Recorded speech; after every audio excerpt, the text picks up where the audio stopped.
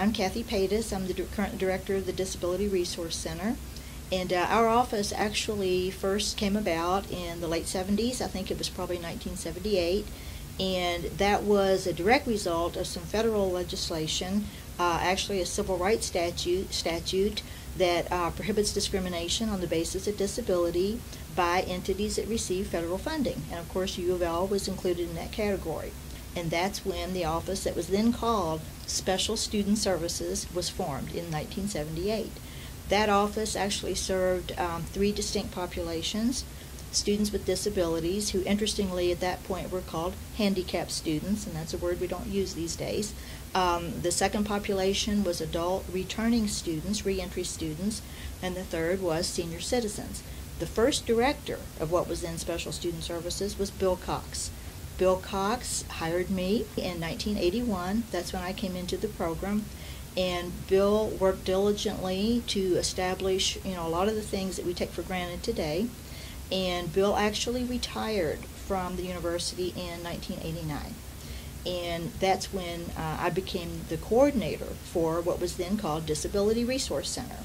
Other legislation that came about in 1990, which is the Americans with Disabilities Act, really reinforced a lot of the things that prior legislation had addressed, but gave a lot more teeth to enforcement, and there was just a whole lot more awareness of what the ADA was all about. Like I said, when Bill Cox retired, Bill trained me very well. I had worked in a support capacity with him for 8-9 years. So when he retired, I was able to step into the role coordinating disability services, and that's when it was recognized that disability services was critical enough to the university that it be its own self-contained unit. So that's when the Disability Resource Center, as we know it, came into being.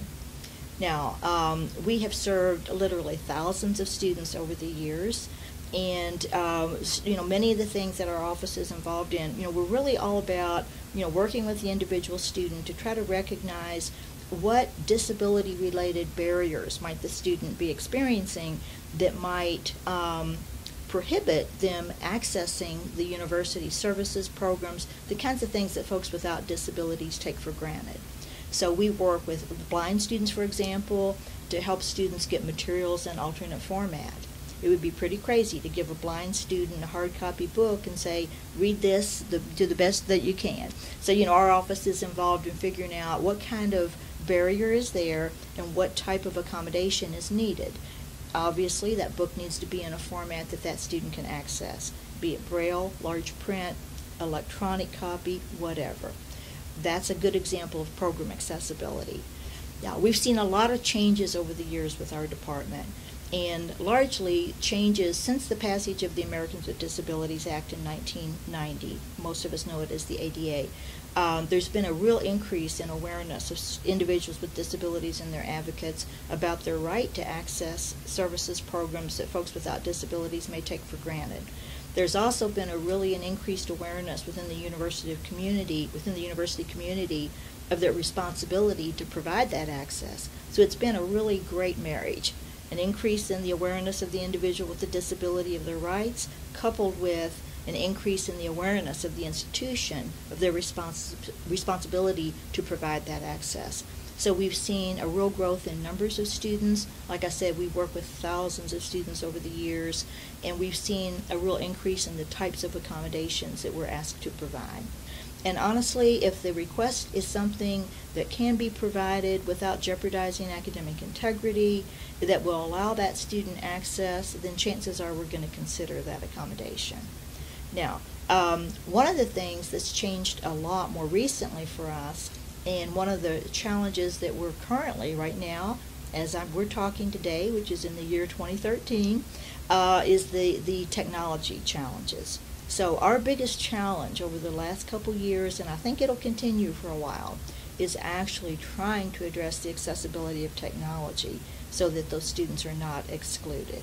Basically, the mission of our office, has been and always will be, as long as I have any say in it, kind of threefold. First and foremost, it's to coordinate accommodations for enrolled students with disabilities. Second role that our office plays is just serving as a resource. on all things disability to the university community and to the community at large. The third area that's really part of our mission, always has been, always will be, is just being an advocate for a more accessible campus.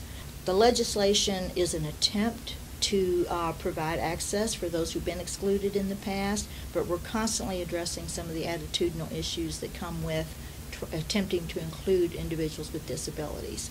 So in that light, our office is actually getting ready to focus to launch a disability advocacy program and to truly become an ally for the inclusion of persons with disabilities at the University of Louisville.